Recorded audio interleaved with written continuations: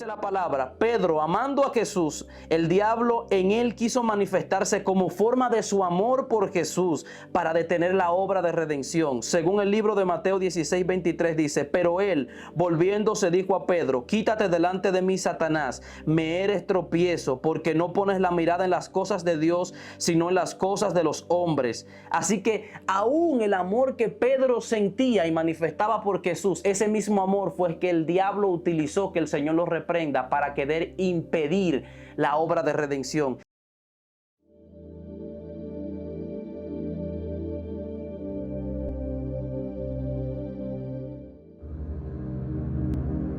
Hey, ¿qué tal, familia de YouTube? Dios les bendiga, Dios les guarde de manera sumamente especial. Le habla a su hermano y su amigo Freddy Marte en un episodio más de un podcast cristiano. Hoy quiero hablar un tema un poco controversial, pero bíblico realmente. Y quiero que usted ahí active la campanita donde sea que usted se encuentra, deje sus comentarios, sus preguntas, sus dudas respecto a este tema. Y si tiene otra opinión respecto al mismo, no hay ningún inconveniente, porque para eso estamos.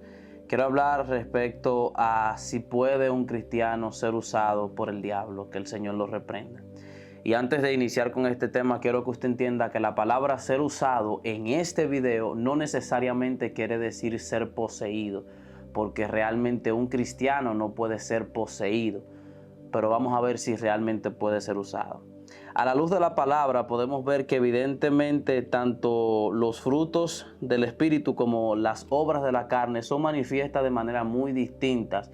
Y esto lo habla el libro de Gálatas capítulo 5 desde el verso 19 hasta el 23, donde habla de las obras de la carne y del fruto del Espíritu. Estamos claramente ya viendo que la carne evidencia algo y el Espíritu también evidencia algo totalmente distinto. Las obras de la carne son manifiestas, pero me llama la atención que a uno le llama obras y a otro le llama frutos, porque sabe que la carne manifiesta algo llamado obra, que no es lo mismo que manifestar fruto, porque lo que se hace por tus manos son las obras, pero lo que nace desde adentro son los frutos o el fruto del Espíritu Santo. Por ende, podemos entender que las obras de la carne están totalmente desligadas de los frutos que produce en nosotros el Espíritu Santo. Ojo con esto, mismo que no son autoproducidos por el hombre, sino que es la evidencia de Dios en nuestros corazones. Ojo con esto, yo no puedo autoproducir frutos que le pertenecen al Espíritu Santo. Yo sí puedo autoproducir evidencias de la carne. O sea, las obras de la carne son las que yo realmente puedo evidenciar, pero las obras o el fruto del Espíritu de Dios solamente lo evidencia Él a través de mí. Si hay algo bueno en mí, no soy yo, es Dios. Si hay algo malo en mí, soy yo, no Dios. No sé si nos estamos entendiendo.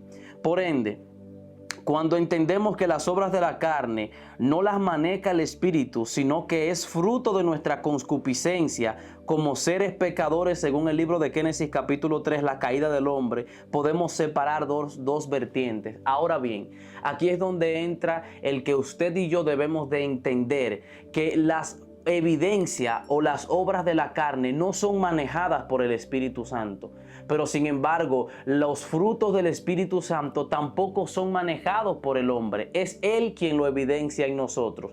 Por ende, ya aquí hay una separación entre las obras de la carne y los frutos del Espíritu Santo. Sabemos que ya el hombre, por su caída, tiene una concupiscencia totalmente sucia, pecaminosa, una concupiscencia que está llena de mugre, que realmente no le interesa agradar a Dios, que busca todo lo contrario de agradar a Dios. Por ende, aquí ya quiero que vayamos abriendo el camino a lo que quiero que usted entienda de que si verdaderamente un cristiano puede ser usado por el enemigo. Ahora bien, al entender que nuestra concupiscencia está ligada al pecado y el pecado es gobernado por el príncipe de este siglo, el tentador, según Génesis capítulo 3 verso 1 dice, pero la serpiente era astuta más que todos los animales del campo que Jehová Dios había creado, la cual dijo a la mujer, con que Dios os había dicho, os ha dicho, no comáis de todo árbol del huerto. Aquí estoy hablando para que usted entienda quién es el tentador, quién es el que gobierna el pecado en este siglo. siglo. Dice 2 Corintios capítulo 4, verso 4, dice: en los cuales el Dios de este siglo cegó el entendimiento de los incrédulos, para que no les resplandezca la luz del evangelio de la gloria de Cristo, el cual es la imagen de Dios. Primera de Timoteo 2:14 dice: y Adán no fue engañado, sino que la mujer, siendo engañada, incurrió en transgresión. Entonces, claramente podemos ver que un cristiano, cuando cede, abre puerta a las tinieblas a través de acciones gobernadas por el príncipe de la maldad de este siglo, sí puede ser usado por el diablo. Y ya con base bíblica estamos viendo que si nuestra concupiscencia es algo pecaminoso, o sea, portador de pecado, y el pecado es gobernado por Satanás, que el Señor lo reprenda, entonces sí, un cristiano, cuando cede ante su concupiscencia, puede ser usado por el enemigo. Ahora bien, existen diversas utilidades que el enemigo le da a un ser, sea cristiano, no cristiano. En el caso de los cristianos, el enemigo tiende a utilizarlo realmente para atacar el propósito de Dios, para evitar el propósito de Dios. ¿Cómo? Cuando el cristiano autoproduce, autoplanifica su propio pecado. Dice la Biblia que hay de aquel que autoplanifique su propio pecado, porque es que no es lo mismo caer en tentación a autoplanificarse. Y eso es lo que el diablo hace cuando quiere usar a uno de los hijos de Dios. Cuando el Satanás, que el Señor lo reprenda, quiere utilizar a un hijo de Dios para hacerlo caer, comienza a utilizar su concupiscencia, la cual está llena de pecado, para que el hombre autoproduzca o autoplanifique su caída, o autoplanifique aquel pecado que va a herir la presencia de Dios. Pero no solamente esto, sino que la altivez en el hombre de Dios es algo producido por el enemigo que hace que el hombre se separe de Dios. Proverbios 21:4 dice: altivez de ojo y orgullo de corazón y pensamiento de impíos son pecados. Salmo 10 verso 4 dice: el malo por la altivez de su rostro no busca a Dios, no hay Dios en ninguno de sus pensamientos. El orgullo también es una de esas actitudes o de esas, no sé si llamarle virtudes de la concupiscencia, que hace que el cristiano sí sea utilizado por el enemigo. Lucas 18:11 dice: el fariseo, puesto en pies, oraba consigo mismo de esta manera: Dios, te doy gracias porque no soy como estos hombres, ladrones, injustos, adúlteros, ni aún como este publicano. O sea, esta es la oración del fariseo que dice: Señor, gracias porque yo no soy como ellos, sin embargo por dentro era peor. O sea, el orgullo religioso también es algo que puede ser utilizado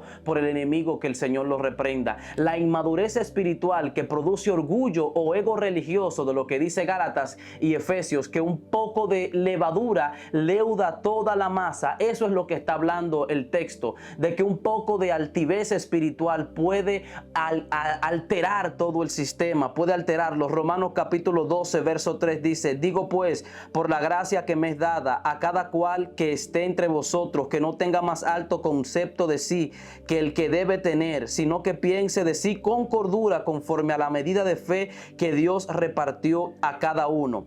Gálatas capítulo 5 verso 19 hasta el 21 dice: y manifiestas son las obras de la carne, que son adulterio, fornicación, inmundicia, lascivia, idolatría, hechicería, enemistades, pleitos, celos, iras, contiendas, diserciones, herejías, envidia, homicidio, borracheras, orgías y cosas semejantes a estas, acerca de las cuales os amonesto, como ya los he dicho antes, que los que practican tales cosas no heredarán el reino de los cielos. Y yo quiero que usted entienda que realmente por la Biblia un cristiano sí puede ser utilizado por el enemigo, que el Señor lo reprenda. Puede ser utilizado para dañar el propio plan de Dios, o sea, para impedir o para intentar impedir, es la palabra correcta, el propio plan de Dios en su propia vida, pero también puede ser un instrumento para impedir o tratar de impedir que el plan de Dios en otra vida se pueda llevar a cabo. Y eso es lo que usted y yo tenemos que tener bien pendiente. ¿Sabe por qué puede ser también un plan del enemigo que un cristiano sea utilizado utilizado para dañar el plan de otro. Aquí voy. Dice la palabra: Pedro, amando a Jesús, el diablo en él quiso manifestarse como forma de su amor por Jesús para detener la obra de redención. Según el libro de Mateo 16:23 dice: pero él, volviéndose, dijo a Pedro: quítate delante de mí, Satanás, me eres tropiezo, porque no pones la mirada en las cosas de Dios, sino en las cosas de los hombres. Así que aún el amor que Pedro sentía y manifestaba por Jesús, ese mismo amor fue que el diablo utilizó, que el Señor lo reprenda, para querer impedir la obra de redención. Así que no importa con lo que la gente te esté viendo o esté intentando hacer, hay que tratar de entender que engañoso es el corazón más que todas las cosas. ¿Quién lo conocerá? Dice el libro de Jeremías capítulo 17. Estas son algunas de las tantas obras gobernadas por el diablo que manifiestan en la vida en nuestras vidas. Dejan claramente bajo evidencia bíblica que efectivamente puede un cristiano ser usado por el diablo. Que el Señor los reprenda. Y algo que escribí aquí dice: por ende, procura nunca ser una pieza de ajedrez del diablo, porque es posible que usándote como ficha se eliminen fichas claves e importantes del equipo celestial. Y cierro con esto: ten cuidado de qué obras o qué fruto estás evidenciando.